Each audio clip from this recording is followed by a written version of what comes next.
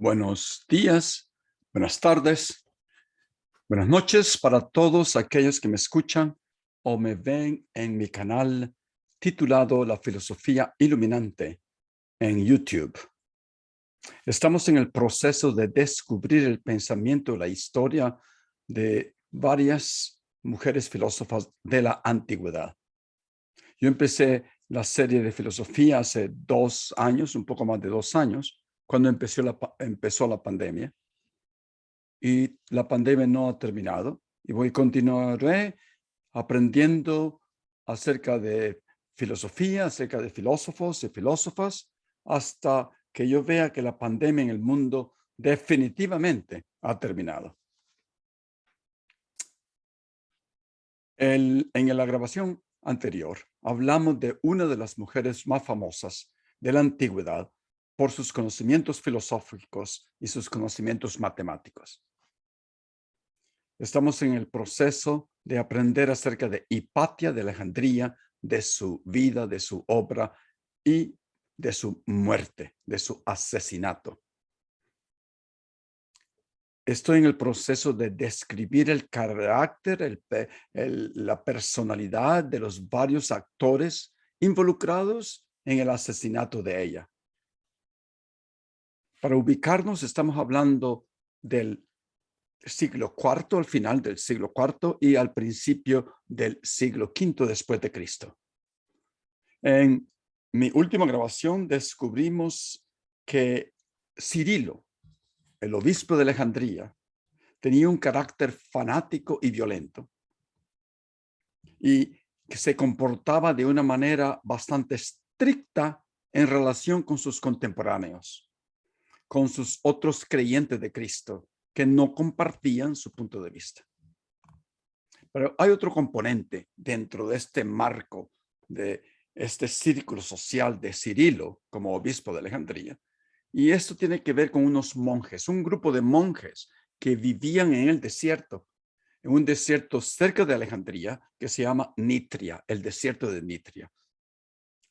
Estos monjes vivían en una profunda, innegablemente, una profunda oración, aislados del mundo exterior, pero mantenían una estrecha relación con Alejandría, con el obispado de Alejandría.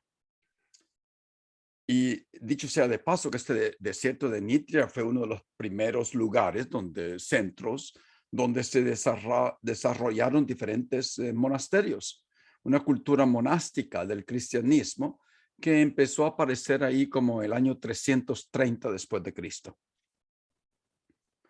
Teófilo, el tío de Cirilo que yo mencioné antes, decidió armar a estos monjes, a esta banda de monjes nitrianos, y así poder tener una disposición, una poderosa milicia a su disposición, que le debía lealtad a él mismo y no lealtad administrativa al emperador de Roma. Yo creo que el emperador en ese momento se llamaba Honorio. Ahora, ahí por el año 390, en el momento culmen de Hipatia, evolucionó una colonia de monjes solitarios que vivían cercanos, pero sin apenas conexión entre ellos. Estoy leyendo que vivían en celdas diferentes, como en casitas diferentes, que no se comunicaban entre ellos. Y había en esos centros monásticos bancos, servicios religiosos y comerciantes, y vivían en común cuando salían de sus celdas individuales. Y comenzaron a llegar gente de Alejandría a visitar a esos monjes, a esos centros de los monjes nitrianos.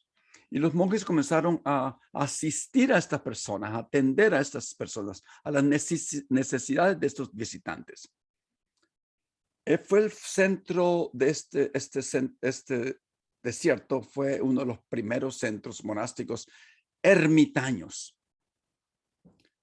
Cirilo asusó la fanática actitud de estos monjes y su supuesta buena voluntad cada vez que necesitaba asustar a un oponente, a un, entre comillas, herético.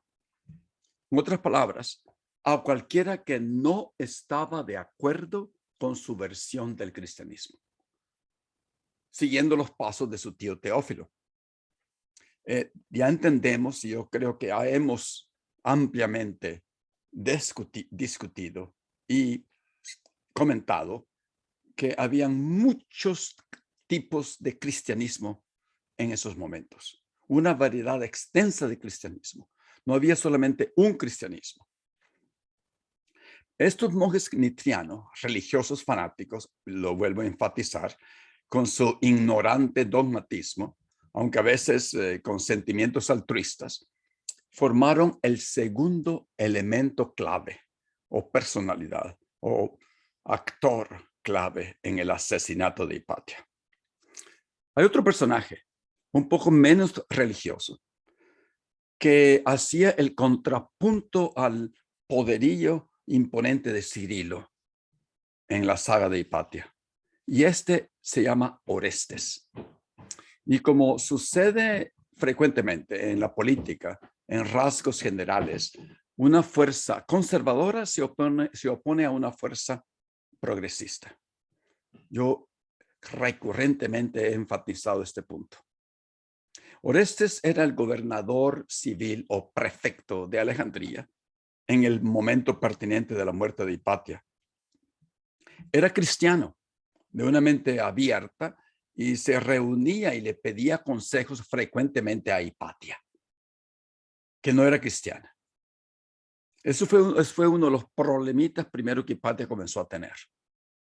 Porque como veremos después, se le acusa a Hipatia de estar haciendo hechicería, astrología, para brujería, como siempre pasa, a las mujeres se les acusan de ser brujas, para convertir a este Orestes al ateísmo, para que no fuera cristiano. Esa fuera la acusación, creo, más grande para Hipatia, una de las causas que la llevó a la muerte. Aunque algunos académicos han especulado que sí ya se había convertido el cristianismo Hipatia, pero yo creo que yo lo dudo. Yo no he leído ninguna fuente primaria que diga exactamente que se había convertido al cristianismo. Como sabemos, no solamente Orestes venía a recibir lecciones de filosofía y cosmología, astronomía, con Hipatia. Habían otros cristianos, habían egipcios, politeístas, griegos neoplatonistas, que no eran monoteístas, de alto rango intelectual, social y económico, que venían a aprender filosofía con Hipatia. Hipatia era una profesora, era una catedrática que su estudiantado eran grupos de alto nivel económico social. No le estaba enseñando filosofía a los pobres de Alejandría. Eso hay que decirlo, claro. Y el asunto que hay que recalcar es que para los cristianos fundamentalistas o extremistas, lo vuelvo a repetir, lo he estado diciendo desde el principio de esta serie de Hipatia, la filosofía griega encarnaba el politeísmo, el ateísmo. Y esta filosofía griega neoplatonista, encarnada en la deslumbrante personalidad de Hipatia, se comenzaba a ver como una amenaza al cristianismo en Alejandría, puesto que se catalogaba como llena de pensamientos y llena de idolatría pagana. Aunque ya hemos asentado que hay muchas áreas en común entre el cristianismo y la filosofía de Hipatia, o sea, el neoplatonismo, tendrían ustedes que escuchar mis previas grabaciones acerca del asunto. Pero, porque de verdad que la única verdadera diferencia entre el cristianismo y el neoplatonismo de Hipatia estaba en que los neoplatonistas no concebían en su esquema filosófico una posibilidad de la encarnación de un Dios Padre, porque el Dios Padre para neoplatonistas, hablamos en la grabación pasada, era ese ente, ese único, lo único, el uno. No podrían concebir que ese ente se convirtiera en un ser humano, como era el caso de Jesucristo en el campo cristiano. regresando al personaje de Orestes. Orestes se reunía frecuentemente con Hipatia. Eso quería decir en las mentes de los cristianos extremistas que Hipatia lo estaba influenciando para que dejara de ser cristiano, repito, y que se convirtiera de nuevo al paganismo, al ateísmo. O sea, que le pusiera más atención a la filosofía atea griega del neoplatonismo que a los dogmas cristianos. Y también se le acusa a Orestes que dejó de ir a la iglesia cristiana porque estaba siendo influenciado por Hipatia. Entonces, el obispo Cirilo comenzó a ver sospechosamente a Orestes con mucho recelo a causa de su relación con Hipatia. Cirilo habría de haber pensado que Orestes le pudiera quitar, usurpar el poder religioso como obispo. Sigo haciendo hincapié sobre que Orestes era un cristiano pretor y gobernante romano, no era pagano. En otras palabras más claras, la pregunta clave aquí, como ha pasado a través de la historia incontables veces y sigue pasando en este momento, es la siguiente. ¿Quién es el que va a tener más poder sobre el pueblo? ¿El templo o el palacio? ¿La iglesia o la alcaldía? Imagínense cualquier pueblo de Centroamérica, México, Latinoamérica. ¿Quién es el que puede tener más poder social y político? ¿La iglesia o la alcaldía? ¿La religión o el poder secular político? ¿El obispo o el gobernador? Y esa tensión, ¿no? Ustedes la pueden ver claramente que existe entre nuestros pueblos. Aquí en Estados Unidos, en México. Bueno, ni quiero mencionar a México porque en México siguen matando a los jesuitas todavía. Bueno, en El Salvador eso ya pasó. Entonces, Orestes, como un verdadero político, mostró interés por todos sus súbditos, incluidos, como veremos, hasta interés en los judíos. Esto nos da a entender que Orestes, que su cristianismo era de una variedad tolerante, que no buscaba hacer proselitismo. Y el problema de los cristianos era que querían convertir a todo el mundo y todavía siguen. Aquí a mi pueblo, aquí a la puerta de mi casa. Y ahora durante la pandemia han cesado un poco, pero venían todo tipo de cristianismo habido y por haber. Yo creo que en Boston hay bastantes pastores, así como en los pueblos y en el campo de El Salvador, por ejemplo, en este momento. Venían a tocar mi puerta y me decían que su religión era la verdadera religión. Venían los pentecostales, venían los evangélicos, venían los luteranos, venían, qué sé yo, que todo tipo y clase y sabor de cristianismo. Los testigos de Jehová. Entonces, un día, a cada uno de estas corrientes del cristianismo que todavía existen, así como existían, me imagino, en Alejandría, le dije a cada uno de ellos, miren, por favor, regresen ustedes, ¿por qué no se van y se juntan? Todos ustedes pastores, una montaña, o tal vez en el desierto, pónganse de acuerdo, Dios mío. Y después, cuando todos ustedes ya estén de acuerdo, me vienen a hablar. Y entonces puede ser que los escuche. Bueno, se enojaron, yo creo que ya no regresan. Entonces, regresando al punto de Orestes, al pretor romano de Alejandría. Era un hombre de su tiempo y como cualquier gobernador de la época, no pensó dos veces antes de recurrir a la tortura o la ejecución si lo consideraba meritorio y necesario. Eso era común en los tiempos romanos. Pero esto puede sorprendernos en este momento de que un gobernador, esté pronto a torturar a sus víctimas o torturar a los sospechosos. Pero el error de muchos historiadores de nuestro tiempo, especialmente esos que se han dedicado a una línea revisionista de la historia, es el de someter figuras del antiguo pasado. En nuestro caso es el siglo V que estamos hablando, cuarto y quinto, por ejemplo, el tiempo de Hipatia, a los criterios del siglo XXI. No podemos hacer eso. Bueno, pero este tema del revisionismo de la historia es para otras grabaciones que yo estoy pensando hacer. Entonces, Orestes, un caso que yo lo mencioné la vez pasada, acerca de Cirilo, que saqueó a algunos de sus oponentes a una corriente de cristianos llamados novacianos y les saqueó todos los templos, se les robó todo lo que tenían adentro. Y Orestes, como pretor, no intervino cuando Cirilo saqueó los templos de los novacianos, no, con la ayuda de los monjes nitrianos que acabo de mencionar. Entonces, Oreste creo que tuvo que haber pensado que era un asunto interno de la iglesia, del templo. No era del palacio. No era parte de su responsabilidad civil como gobernante de Alejandría. No, pudo haber pensado que la ortodoxia representada por Cirilo estaba tomando medidas contra la herejía y por lo tanto no requería intervención política de su parte como pretor romano. Todo cambia, sin embargo, cuando Cirilo decide meterse con los judíos.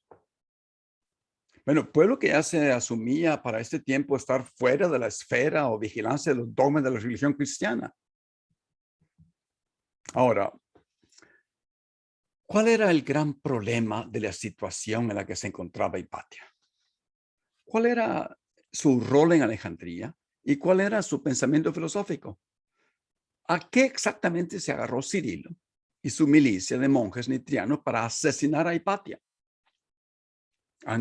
Unos dicen que Cirilo, bueno, no asesinó a Hipatia, sino fueron estos monjes nitrianos. Bueno, eso lo vamos a discutir después. Para entender este asunto mejor, tengo que hablar específicamente de la obra de Hipatia, refiriéndome frecuentemente a las cartas escritas por uno de sus estudiantes, llamado Sinesio. Voy a empezar con el panorama aquí. Después seguiré en otra grabación. Hipatia trabajaba por el resto de lo que había quedado del museo o de la biblioteca de Alejandría y trabajaba con su padre Teón. Hipatia enseñaba filosofía que incluía, en aquel tiempo, matemática, astronomía y a veces partes de astrología. Ahí está el problemita. Pero se consideraba en estos momentos como una de las grandes matemáticas de la antigüedad. No, se considera en estos momentos, perdón. Se sospecha que las obras escritas por su padre, haciendo comentarios matemáticos acerca de los libros de los elementos de Euclides que mencioné en las primeras grabaciones y del Almagesto de Ptolomeo, esos comentarios fueron escritos por Hipatia, no por su padre. Por supuesto que su padre no le dio atribución a Hipatia. Los escritos de su tiempo, algunos escritores de su tiempo de Hipatia, así como Damasio, así como Sinesio, Sócrates, el escolástico, que son mis fuentes primarias, y a un monje que mencioné también como fuente primaria, pero dudosa, que se llama Juan de Niquio. Todos ellos remarcan la condición de mujer, que era una mujer y que no era un hombre.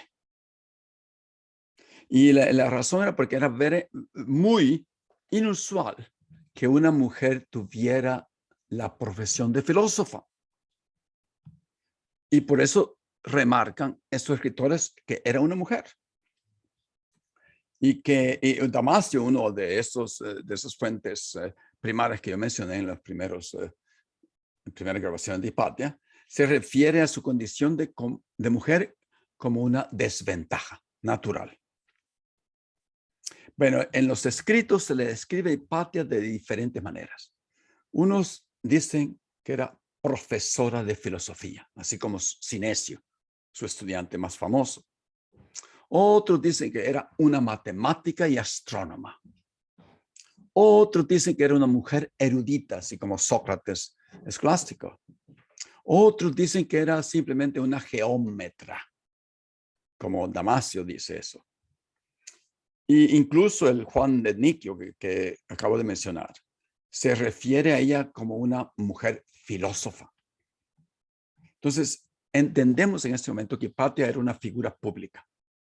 En otras palabras, yo caminaba en Alejandría y si me topaba con Hipatia, yo sabía que era Hipatia, reconocida caminando por Alejandría o en su carruaje, yendo a sus clases al museo.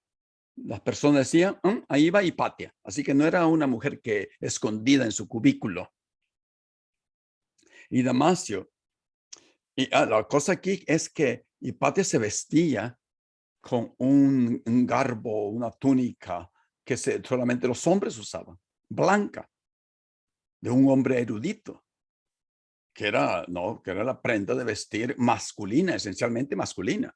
Pero Hipatia se vestía, y ustedes van a ver algunas esculturas y pinturas en los museos de Europa de Hipatia con su garbo blanco de filósofa masculina. Y Damasio describe la enseñanza pública muy popular de Hipatia con estas palabras. Y voy a citar a Damasio.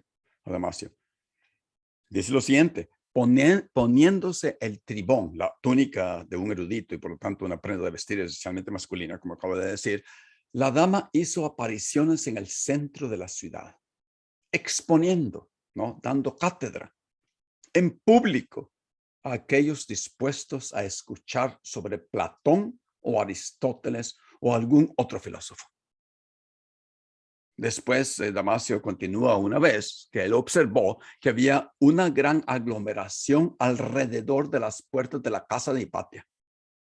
Y muchas veces había confusión porque la gente quería entrar, irrumpir adentro de su casa para escucharla.